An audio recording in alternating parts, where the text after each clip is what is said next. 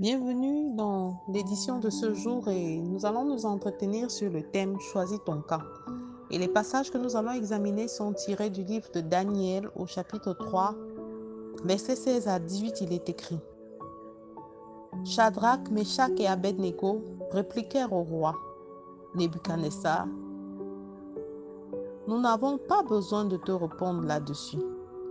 Voici notre Dieu que nous servons peut nous délivrer de la fournaise ardente et il nous délivrera de ta main, ô roi. Sinon, sache, ô roi, que nous ne servirons pas tes dieux et que nous n'adorerons pas la statue d'or que tu as élevée. Voici les trois compagnons de Daniel qui ont été éprouvés par le roi pour avoir refusé de se prosterner devant les statues érigées par le roi.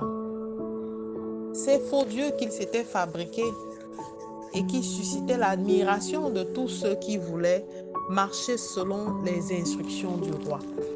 Cependant, ces trois étaient des serviteurs du Seigneur et ils ont refusé de se soumettre à une autorité différente que celle du Dieu d'Israël, du Dieu d'Abraham, d'Isaac et de Jacob.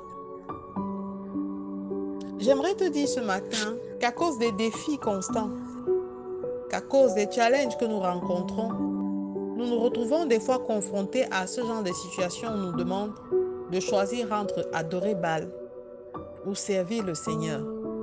Mais nul ne peut servir deux maîtres à la fois. Jésus même l'a dit. Soit vous finirez par haïr un et à honorer l'autre, soit vous finirez, soit ce sera l'inverse. Mais ils sont restés fermes dans leur position. Ils ont choisi de servir le Dieu d'Abraham, d'Isaac et de Jacob. Ils ont choisi de se soumettre à ce Dieu-là. Et aucun autre Dieu ne peut surpasser celui-là.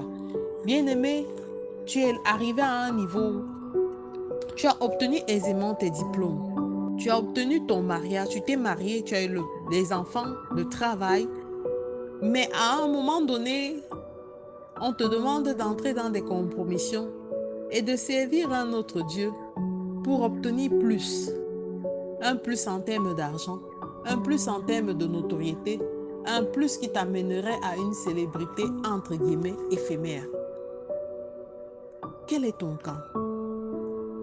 Choisis ton camp comme ceux-ci, ces serviteurs de l'Éternel, qui ont dit au roi que nous n'avons pas besoin de te répondre. Et dans toute leur démarche, ils sont restés polis et courtois vis-à-vis du roi. Ils n'ont pas parlé au roi avec arrogance, mais lui ont fait comprendre, mais avec fermeté, qu'il n'y a pas de raison pour laquelle ils adoreraient un autre Dieu que le Dieu d'Israël. Combien de fois pour répondre à tes exigences, pour satisfaire tes besoins, as-tu renoncé à servir ton Dieu? Combien de fois as-tu été tenté par ces dieux étrangers, ces dieux qui excitent le monde actuellement? Combien de fois as-tu pensé te détourner de la voie dans laquelle le Seigneur t'a appelé? Bien-aimé, le Seigneur t'appelle au premier amour. Lorsque vous vous étiez rencontrés et au moment de faire alliance avec lui, tu lui as dit, Seigneur, je t'aime de tout mon être et je te servirai jusqu'au bout. Souviens-toi de ce premier amour avec ton Seigneur et demande-toi à quel moment j'ai fléchi, à quel moment je me suis détourné de la voie du Seigneur. Ils ont dit, sache, ô roi, que nous ne servirons pas tes dieux et que nous n'adorerons pas la statue d'or que tu as élevée. Ils ont parlé avec autorité parce qu'ils savent ils savent que le Dieu qu'ils servent est capable de les délivrer de toute forme de toute forme d'épreuve. Ils savent que ce Dieu-là est celui qui aime qu'on le célèbre à haute voix. Toi qui as honte de confesser ton Seigneur et ton Sauveur, toi qui as même peur d'appeler le nom de Jésus même dans tes rêves, qu'est-ce que tu attends de Dieu?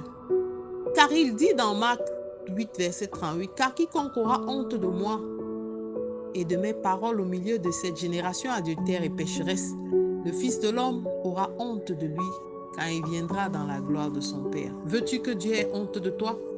Choisis ton camp. Choisis le camp du libérateur. Choisis le camp de Jésus-Christ, celui-là qui a donné son sang en sacrifice pour que tu aies le salut. Choisis le camp de Dieu du seul Seigneur et du seul Sauveur qui s'est donné tout entier afin que tes péchés soient effacés. Choisis le camp de celui-là qui a le nom qui fait fléchir tout genou, en quelque lieu que ce soit. Choisis Jésus. Et c'est le meilleur choix. Tu ne seras jamais déçu.